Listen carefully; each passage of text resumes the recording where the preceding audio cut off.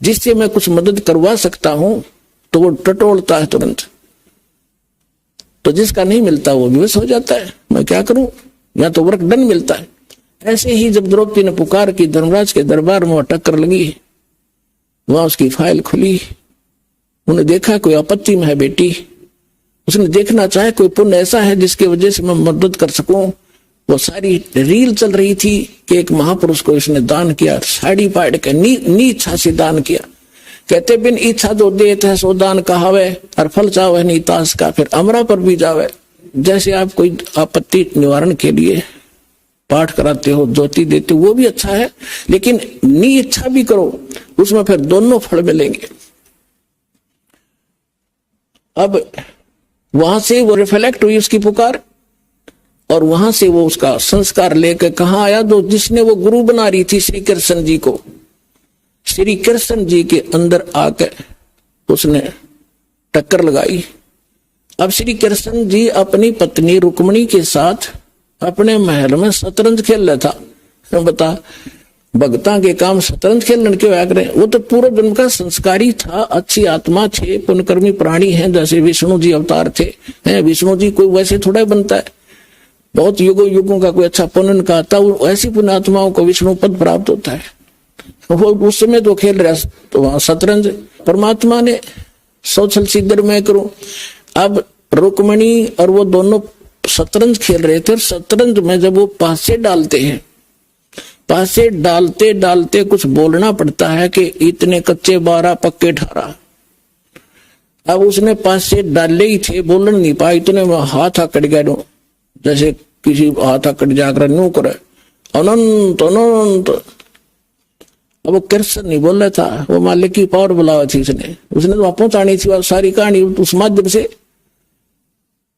अब रुक्मणी ने हाथ पकड़ लिया, कहने लगे क्या बोला, ये कोई इसकी शतरंज की लैंग्वेज नहीं, अनंत अंत क्या डाला तूने, बोला को नहीं पहले, और अनंत क्यों कहा।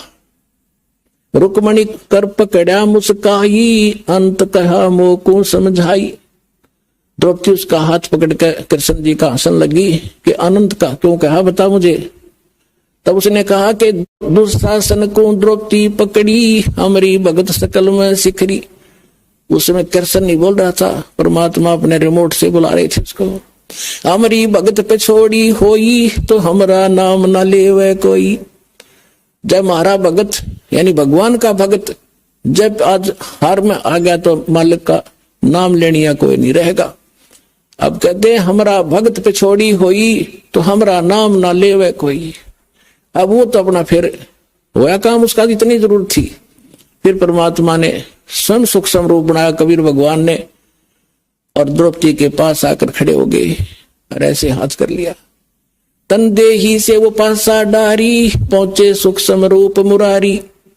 वो तो खेलन लग गया कृष्ण, तो परमात्मा पहुंचे। खेचत खेचत खेच कशीसा, सिर पर बैठे हैं जगदीशा। द्रौपदी को दीने लीर, जाके अंत बढ़ाए चीर। एक कपड़ा दिया था एक बिलात का 9 इंच, और इतना ढेर लगा दिया दुशासन से योद्धा, जिसमें 10,000 हाथियों की ताकत बताते हैं, और इन्हों खींच खींच के ढेर लग गया, पसीना पसीना हो गया, थक गया। वो लड़की का चीर नहीं समाप्त हुआ। अब बात आई गई हुई, साड़ी काट दी, वह चली गई अपने, और उसने बांट दिया गरीबों में, और ढेर पड़ा था। अब कुछ दिन के बाद श्री कृष्ण पहुंचे। स्वाभाविक श्री कृष्ण जी को मालूम नहीं किया था। तब द्रौपदी ने बताया कि भगवान आपने बड़ी बड़ी इज्जत की रखी मेरी, हे गुरु महाराज बड़ी दया करी। कृष्ण जी बोले क्या हुआ, कि भगवान ऐसे ऐसे मेरे साथ हुआ था, और मैंने भगवान आपको याद किया था, आपने ऐसे कर दिया। तो वो कहने लगी है भगवान, ये मेरा कौन से कर्म का फल था जो आज मेरी सभा में इज्जत रख दी। अब यहां तो कर्म का फल गिना जाता है।